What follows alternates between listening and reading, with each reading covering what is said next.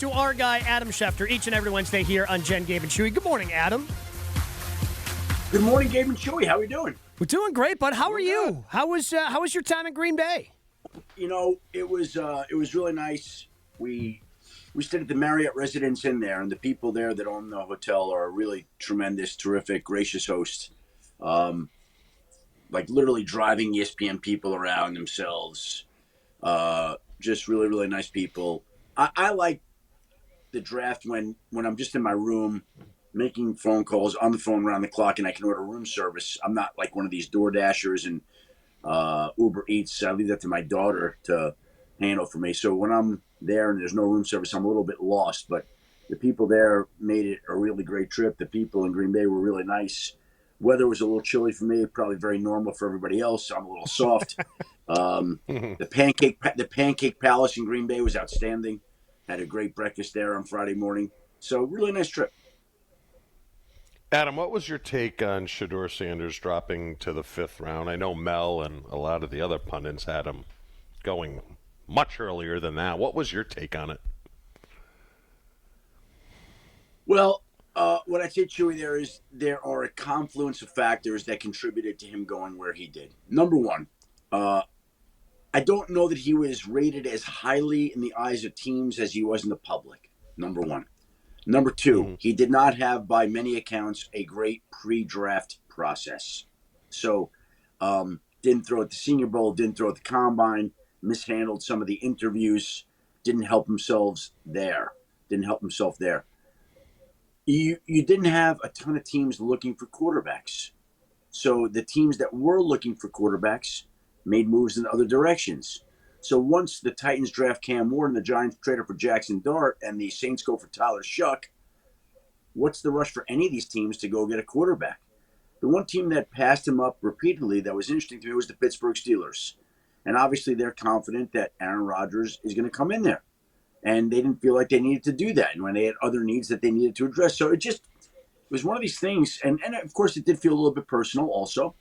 Can't say that it didn't.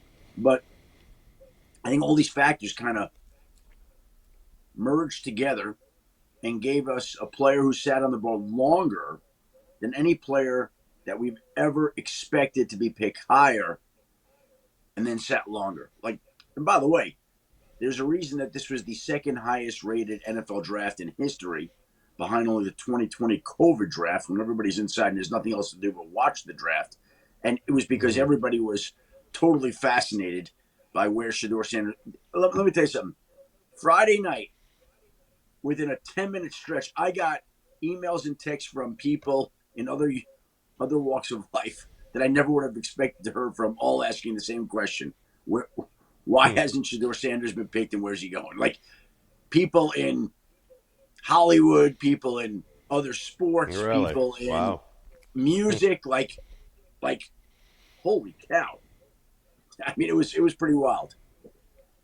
What did you think of the way that Mark Murphy was able to introduce the newest member of the Packers and when they selected Matthew Gould? I thought that was a great moment for everybody involved because it starts with Mark being able to hype up the crowd and announce the pick on something that he brought to Green Bay. And then it ends with, have you ever seen a prospect, somebody who was just drafted, grab the microphone and then just start to lead the crowd in cheers? That was another great moment. I'm trying to think. I think Terrion Arnold I know he was in Detroit last year, but I don't remember a moment exactly like that where everybody was all into it like that. So it was unique. And it also happened to come at the position where I think the entire city was waiting for the Packers to draft a wide receiver for 23 years, right? Like, how many times have we talked about the Packers drafting a wide receiver? They never have. They finally do it. They do it with a player who's there. They do it with a player who's there who buys into it. They do it with a player who's there who buys into it after Mark Murphy introduces them. I mean, it was one of those perfect set of circumstances that created one of the most memorable moments of that draft. Adam, what are you hearing about Jaire? We hear there's a possible reconciliation. Are you hearing? I would just say that right now I think all options are on the table. Like, I think that they went through that trade thing and they talked to teams and whether a team couldn't satisfy the Packers or couldn't satisfy Jaire on a contract restructuring or whatever it was, they couldn't get it worked out. And so now it's not like those talks are shut down, but they didn't go anywhere. And when they don't go anywhere, it opens up the possibility that he could be back. And he's a good player. You'd like to think that the two sides could figure out a way and bring him back because he certainly could help Green Bay this upcoming season. Well, but I mean, I guess I don't believe that trade is on the table. Am I wrong about that? Because if they would have traded him, wouldn't they have wanted draft capital from this year versus next year? Well, I wouldn't say a trade is not on the table. I would just say that you've got a case where trades are most likely before the draft. That's the best time for them. Yeah. Just because the draft passes doesn't mean that you can't trade somebody. Like, there was only one veteran who was traded during the draft. That was Sam Howell from Seattle to Minnesota. That doesn't mean now that the Miami Dolphins aren't going to trade Jalen Ramsey or the Packers aren't going to trade Jaire Alexander or the Eagles aren't going to trade Dallas Goedert. Like, the Eagles won't trade Bryce Huff. There's still players who can and potentially could be traded, but the best time to do it would be right before or during the draft, and it didn't happen. That window closed. Adam, do you know if the NFL signed off on what Clay Matthews said to kick the draft off? Because it seemed a little awkward. I mean, it felt great for Green Bay, but it was like, I mean, this is the draft. It's supposed to be a little bipartisan. I'm going to guess that. I'm going to guess the NFL didn't know, and I liked it. Like, that's what the draft is about. It's about, Yeah. Yeah, I mean, I had no issue with it. Like, the Bears suck. Is that what he said, right? Something. Yeah. It's good drama. Hey, I think everybody in Wisconsin agrees with that, right? So. Oh, yeah, definitely. Well, it was 75-80% Packers fans at the draft, so it got a big pop. Hey, you got to play to your audience, and he did that. Adam, I know you, and again, you're still coming down from the draft, so I don't know how much you paid attention to the NBA playoffs last night, even though I know you're a big NBA fan. I don't know if you happened to see Giannis and the interaction he had with Tyrese Halliburton's dad last night. Yeah. How would the NFL handle something like that if a fan wandered? Because that's what it is. I understand he's Tyrese Halliburton's dad, but at the same time, he's a ticketed fan, and he wandered out onto the floor at the end of a game. Like, how would the NFL handle something like that? I was out last night. I had a prearranged charitable appearance that I was making last night. So I heard about it. I saw one of the highlights, and I saw, and I'd be curious to know your thoughts here. I saw Giannis and Benedict Mathurin hugging and then, like, literally yes, arguing and being said, like, that was the weirdest. That was weird too. Am I missing something? Like, what did they each say? What that was said? Like, that was fascinating to me. Well, because Giannis goes from, like, dapping up one guy, another guy, and then, like you said, like a big, like, embrace, and next thing you know, they're fighting. So I don't know who said what that just set both of them off, but that was, Giannis just found himself getting in a couple of different altercations, and nobody's talking about that because of the interaction that he had with Tyrese Halliburton's dad, and how they had to be separated as well. Well, let me say this. I still didn't see the full thing with Tyrese Halliburton's dad, so I can't speak to it, although we'll speak to how the league would address it, I think, in my own mind.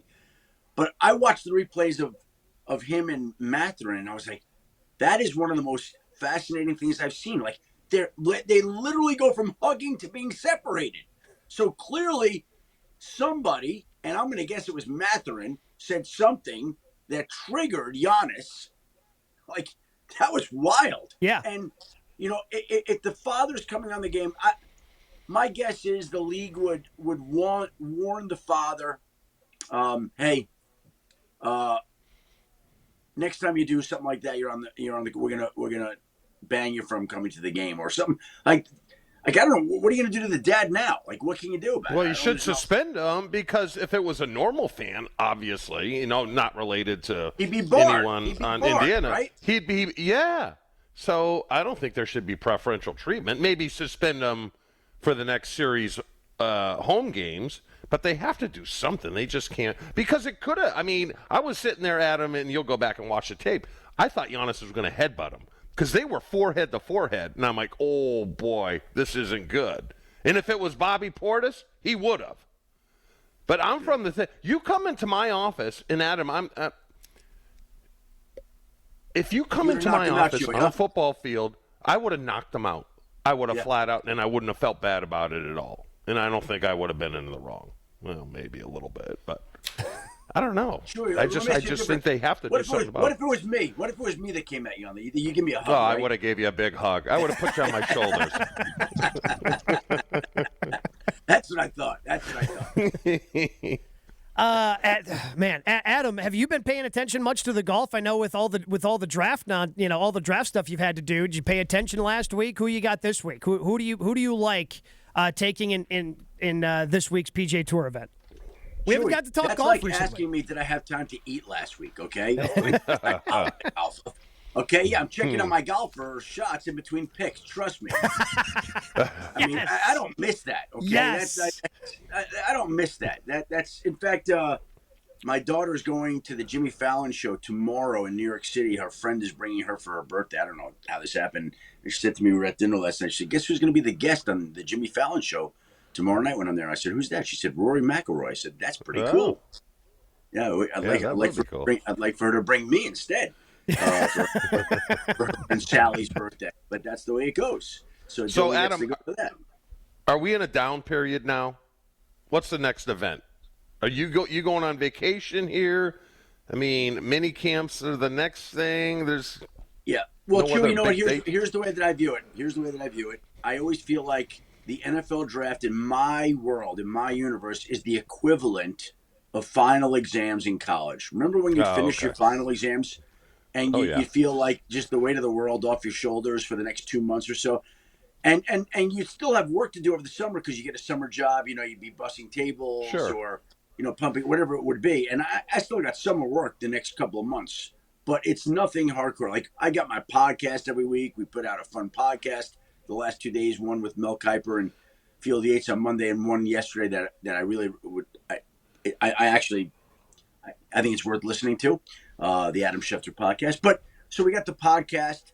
We got radio stuff. There's the tush push. There's potential trades. There's rookie camps, mini camps, whatever. There's stuff. But it feels like, for me, the best 2 months of the year are May and June. Like, it's a time to catch my breath. It's a time to watch golf and NBA playoffs. It's a time to say hello to my family and reintroduce myself, make charitable appearances like last night. Tomorrow night I'm going to Buffalo. We're doing an event in Buffalo. The proceeds are going to the Buffalo YMCA and Breakthrough Type 1 Diabetes, where they're getting me, Stevie Johnson, the guy that dropped the pass, and some of the Bills fans that helped create Bills Mafia, because all of us were a part of this movement that led to the creation of Bills Mafia. And so we're doing a conversation in an auditorium. It was one of those things the Bills asked me during the season. I'm like, hey, when the season's over, we'll do it. And it's like, the season, I got to go to Buffalo. Okay. So, things like that, Chewy, you do. Yeah. You take care of some things. Are there charitable efforts and causes that you really want to focus on? Are there ones that are more special than others to you in your heart? Because I've got a thing, Adam, I'm playing 100 holes. It was supposed to be tomorrow. We pushed it back because of the weather for the MAC Fund here in the fight against childhood cancer, and they do a lot of pediatric cancer research. That's one that's always important to me. Is there one that's important to you that you want to give a shout out to? My wife is a type 1 diabetic, and so everything that I do always with charitable endeavors usually involves Breakthrough Type 1 Diabetes. It was JDRF. It's now Breakthrough Type 1. Things like that help raise awareness and funds for diabetes. Nice. Awesome, bud. Well, you enjoy the NBA playoffs. I think we're going to be getting some good, fun series here. There's some going on right now. I think it's going to continue to be great, and can't wait to talk to you next week about more golf. I'm going to. I also have a moment to mail out you guys the Masters hats, so they should be coming in the next week or so. Nice. Ooh, excellent! I can't wait. Sorry, I haven't done it before. Hey, look, Adam, look. You had a couple things going on. I think we understand. It's a little underwater, and I was nestled up in my hotel room in the Marriott Residence Inn in Green Bay. Adam, always appreciate it. Talk to you next week, bud. Thanks, buddy. Guys. We'll talk Tuesday next week. Thank you.